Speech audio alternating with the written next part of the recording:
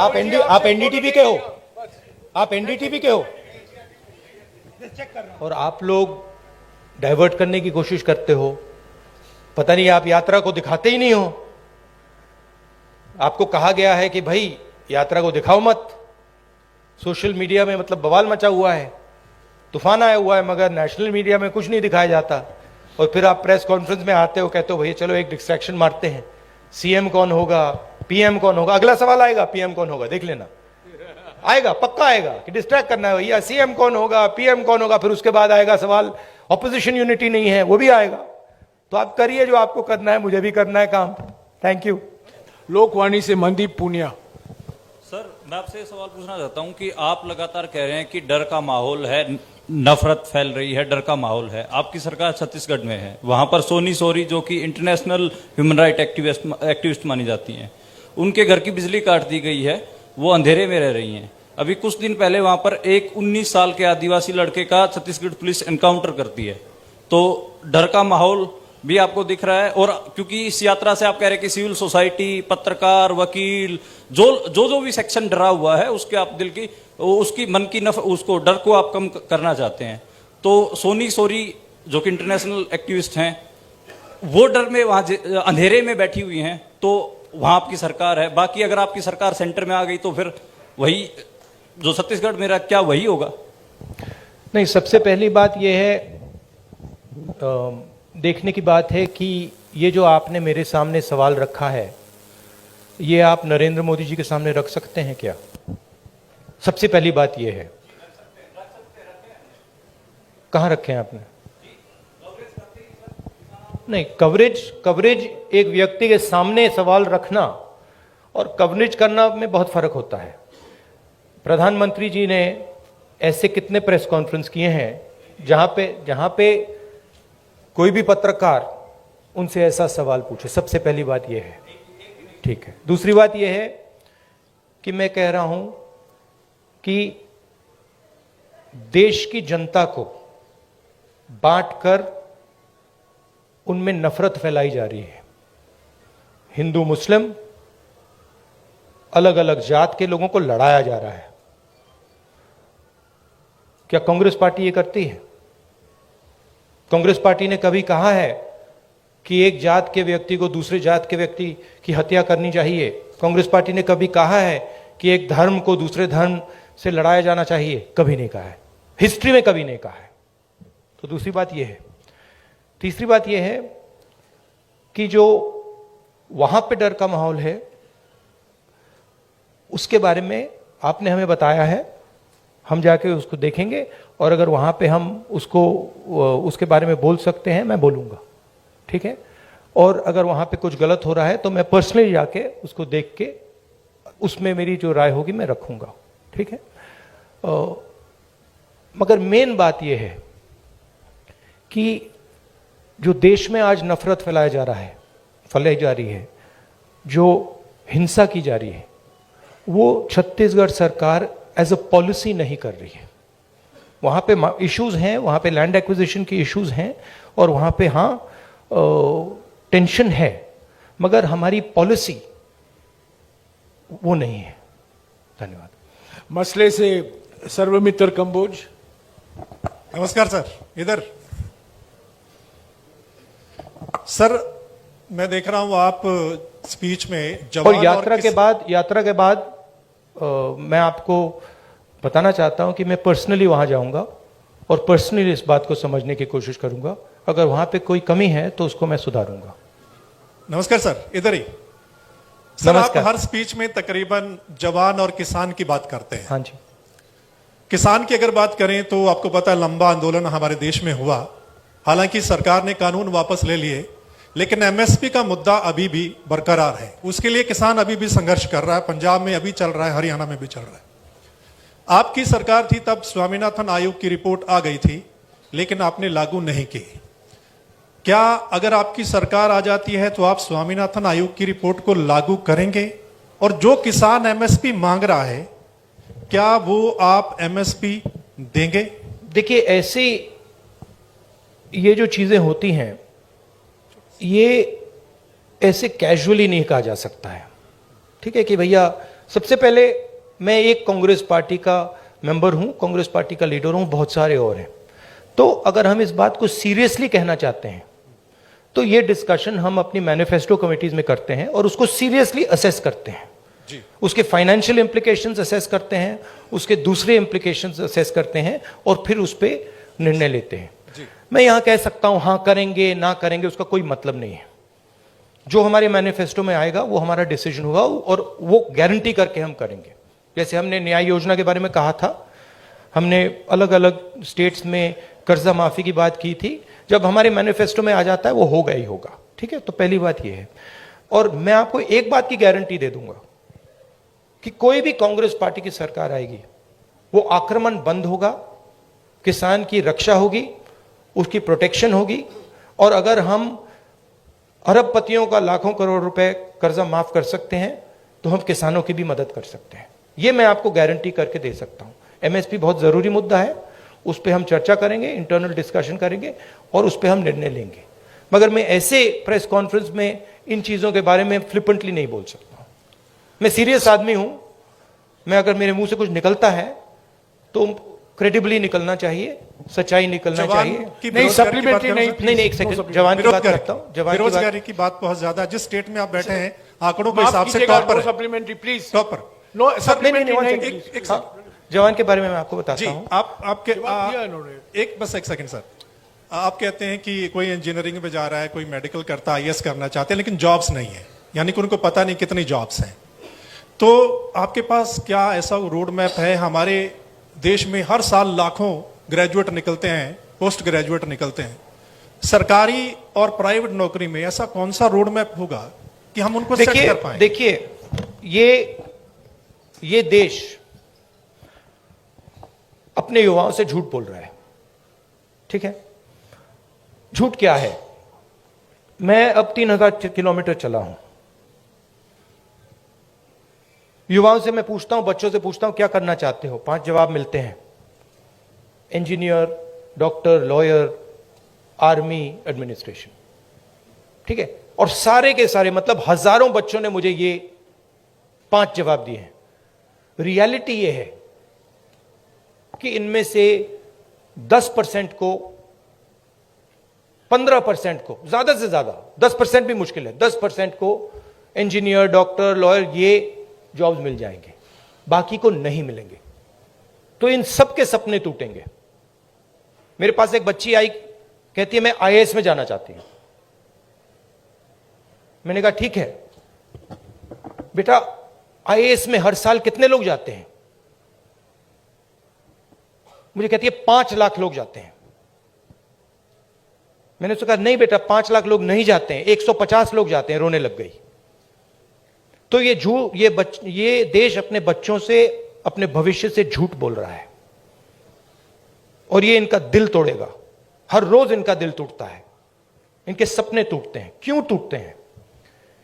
क्योंकि जो लोग इस देश को रोजगार दे सकते हैं, उनकी हम मदद नहीं करते हैं, उनकी हम प्रोटेक्शन नहीं करते हैं, उनके स्ट्रक्चर के बारे में हम नहीं सोचते। रोजगार कहां से आएगा? रोजगार अगर आप सेकंड ग्रीन रेवोल्यूशन करोगे, एग्रीकल्चर को ट्रांसफॉर्म करोगे, फूड प्रोसेसिंग फैक्ट्रीज के जाल बिछाओगे, रोजगार वहां से आएगा। करोड़ों लोगों को रोजगार मिल सकता है और रिस्पेक्टेबल रोजगार मिल सकता है। दूसरी बात, जो स्मॉल और मीडियम इंडस्ट्रीज को डिस्ट्रॉय किया गया है, और कोई शब्द ही नहीं है, डिस्ट्रॉय किया गया है। जीएसटी, डिमोनेटाइजेशन और कोविड के समय जो किया, वो दूसरे लोग हैं जो रोजगार दे सकते हैं, करोड़ों लोगों को रोजगार दे सकते हैं। मैं आपसे सवाल पूछना चाहता हूं, आप मुझे वो नाम बता दीजिए जो छोटी कंपनी चलाता हो, स्मॉल और मीडियम साइज इंडस्ट्री चलाता हो, जो आज लाखों करोड़ का मालिक हो गया है। नाम बता दो मुझे। आप ये होंडा गाड़ी चलाते हैं, इसका मालिक मैकेनिक था।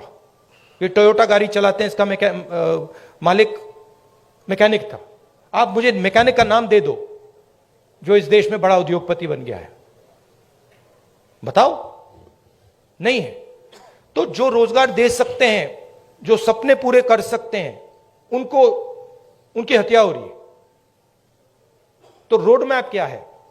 रोड मैप यह है कि जो स्मॉल और मीडियम इंडस्ट्री की बेस है हिंदुस्तान की, उसको प्रोटेक्ट करा जाए, उनको फाइनेंस दिया जाए, और ये जो छोटे छोटे बिजनेसेस हैं, इनको टेक्नोलॉजी के साथ ट्रांसफॉर्म करके इनमें से 5-10% को बड़े बिजनेसेस बना जाए। ये दूसरा रोड मैप है। तीसरा रोड मैप है कि हमारा जो शिक्षा का सिस्टम है, ये सिर्फ 5 चीजें सिखाने की कोशिश कर रहा है, मतलब 5 रास्ते दिखा रहा है। इस देश में लाखों रास्ते हैं। जिस दिन ये देश स्किल्स की रिस्पेक्ट करना शुरू कर जाए, उस दिन ये देश सच्चा सुपर पावर बन जाएगा। उस दिन तक ये सब खोखला है। इस देश में स्किल्स जो होती हैं, चाहे वो बढ़ई की हो, चाहे वो मैकेनिक की हो, किसी की भी हो, चाहे वो किसान की हो, उसकी कोई इज्जत नहीं करता है, उसका मजाक उड़ाते हैं, देखो ये क्या कर रहा है। जिस दिन वो हो जाएगा, उस दिन ये देश चाइना का मुकाबला कर जाएगा, और यहां पे made in India, made in India, made in India सब जगह दिखना शुरू हो जाएगा। वो रोड मैप है। धन्यवाद। शुक्रिया राहुल जी। हमारे पास सिर्फ 10-12 मिनट है।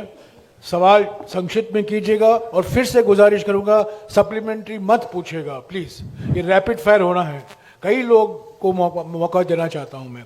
सत्य खबर से सत्य सिंह। सर नमस्ते। सर पिछले काफी समय से हम लोग देख रहे हैं कि जो कांग्रेस पहले डिफेंस मोड में रहती थी, अब अटैकिंग मोड में है।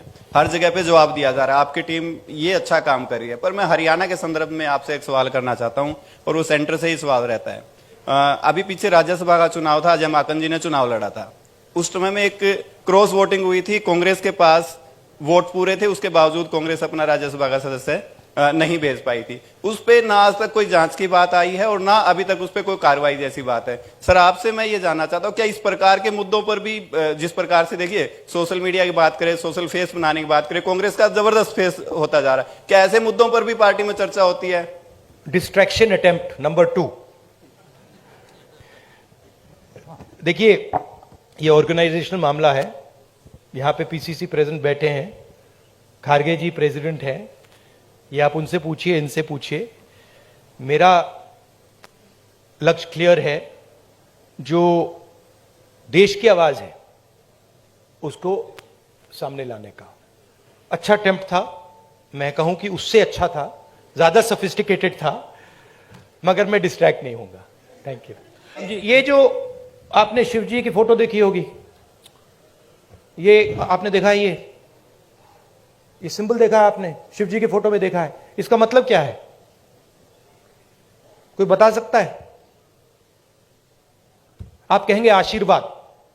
आशीर्वाद नहीं है, ये अभय मुद्रा है। डरो मत, ये तपस्या का सिग्नल है। अपना काम करो, तपस्या करो, डरो मत। इसीलिए तो कांग्रेस का ये सिंबल है। नहीं, आप हंस रहे हो, मैंने रिसर्च किया है। ये सिंबल कहां से आया, कैसे आया, मैं आपको किसी दिन बता दूंगा, आप हैरान हो जाओगे। अच्छा, आपने गुरु नानक की फोटो देखी है? उसमें भी आपने देखा होगा, देखिए ना। बुद्धा की फोटो देखी है, उसमें भी अभय मुद्रा। महावीर जी की फोटो देखी है, उसमें भी अभय मुद्रा।